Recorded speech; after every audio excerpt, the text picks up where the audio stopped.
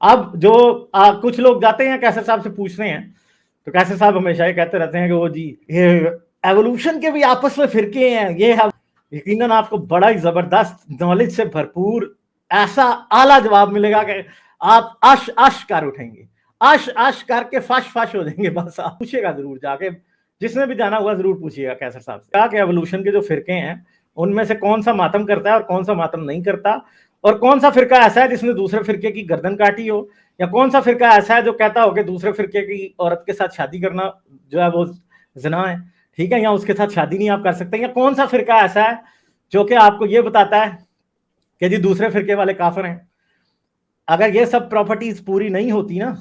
तो आप साइंस के फिरकों को फिर फिरके कह के सिर्फ और सिर्फ साइंस के बारे में जो आपके दिल के अंदर एक बुग़्ज़, कीना और दुश्मनी